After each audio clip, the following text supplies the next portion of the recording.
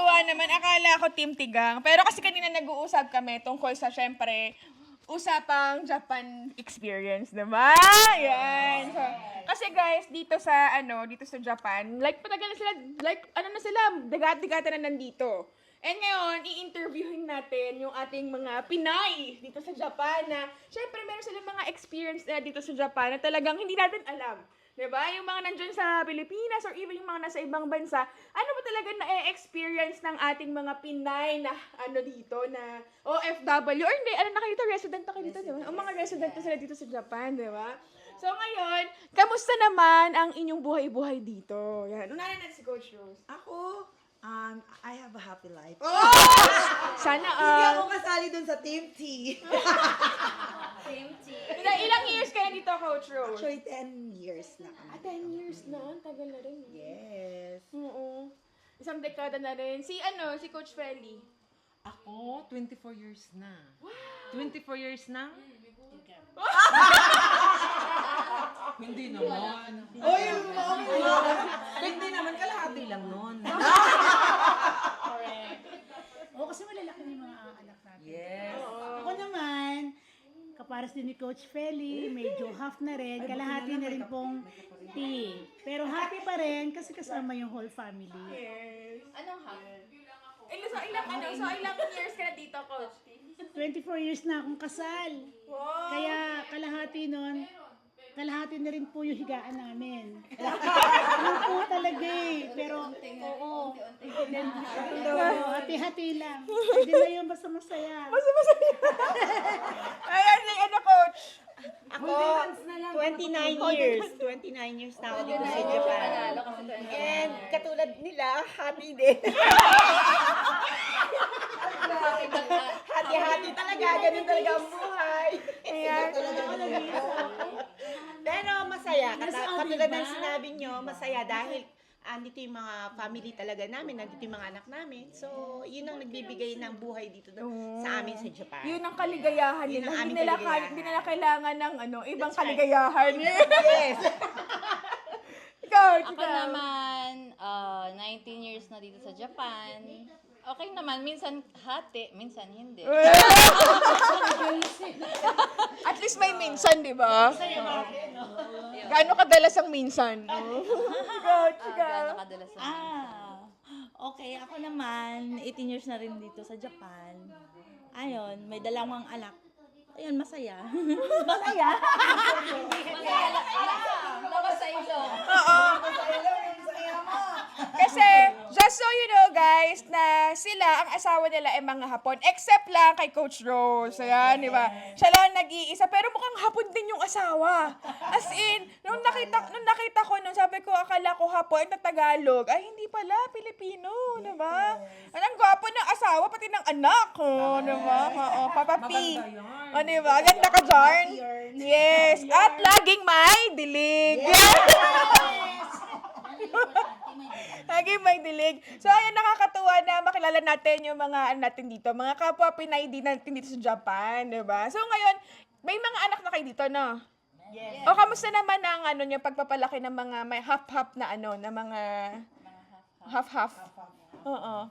Kaya maraming hapon. Ano yung mga half-half dito? Unang-una. Oh, sige, ikaw. Sobrang challenging bakit? yung pagpapalaki ng bata dito kasi magkaiba kayo ng pananaw ng mag-asawa. So, iba yung pagpapalaki sa'yo ng parents mo, which is parang ganun din yung gusto mong pagpapalaki sa anak mo.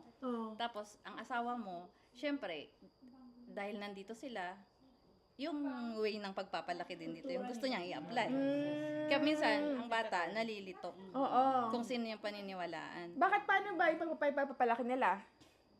Paano ba yung pagpapalaki, masyadong disiplinado, di ba? Tsaka yung, disiplinado sila dito. Parang ang daming rule. Oo. Katulad ng? Sobrang Sample, daming sample. rule. Pag Hindi, disiplinado din tayo sa Pinas. Kaya lang. Hindi ko sure. Hindi lahat. Hindi ka sure.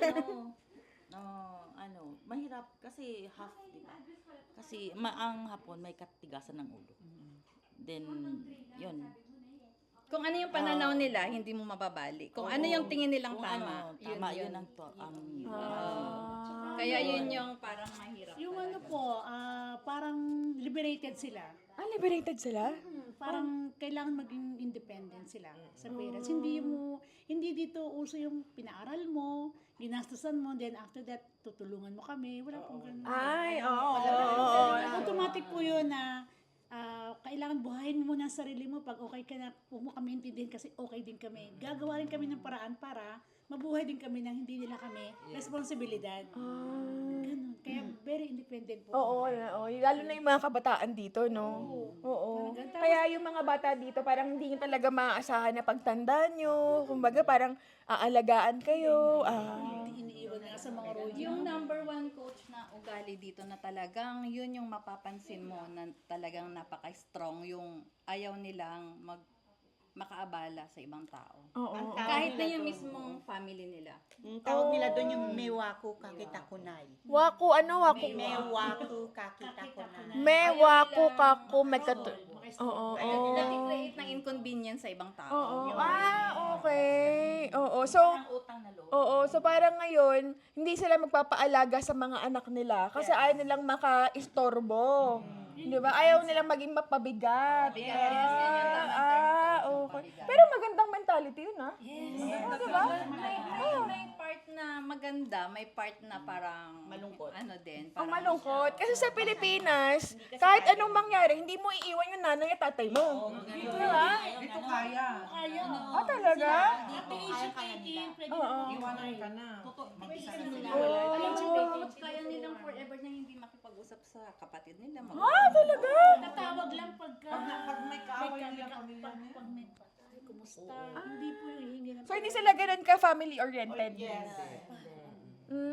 Yun lang yung parang downside dito, no? Pero yung respect nila, yung mentality nila when it comes to sa pag umaasa sa magulang, umaasa sa anak, yun doon okay, di ba? Pero syempre, nakakalungkot din, di ba? Kasi parang mamimiss mo rin sila, parang maiisip mo na parang, grabe, wala man lang utang na loob ng mga gano'n, di ba? Pero okay yun. Okay, actually para sa akin, yun yung gusto kong i-adapt na mentality sa Pilipinas, ng mga Pilipino. 'Di ba? Yung parang hindi mo ano yung magulang mo. Kumbaga yung anak mo, hindi mo yan investment, 'di ba? Hindi mo yan retirement, 'di ba? Kasi ang nangyayari 'di ba sa Pilipinas, ginagawa retirement yung mga anak. Diba? Parang ang gagawin, pag-aaralin, bubuhayin, tapos mag-e-expect yung magulang na, ayan, napag-graduate na kita ha, nakagraduate ka na. Pag magtatrabaho ka na, kailangan sustentuhan mo ko. Mag-abot ka ng ganito, ikaw na magbabayad ng ganito, ikaw na dapat dito. Tapos pag nag-retire na yung magulang, yung anak din yung sasalo, diba? So parang, okay din yung mentality na gano'n na meron yung mga Japanese. Pero syempre, yung parang, alam mo yun, dapat nag-get together pa din from time to time. Kahit, alam mo yun, parang kunwari pag Pasko. Paano ba kayo ito pag Pasko? Wala, kanya-kanya din. Kahit Pasko? Hindi naman sila celebrate. Walang celebration. New Year lang. Oo. Ay.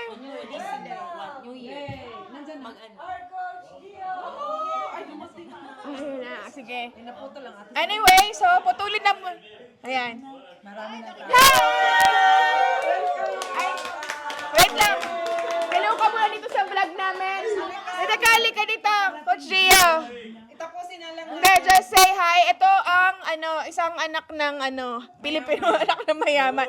Ayan. So, puputulin na muna natin ang Japanese session natin ng mga Team Tigang. Kasi kasama na natin si Coach Gio.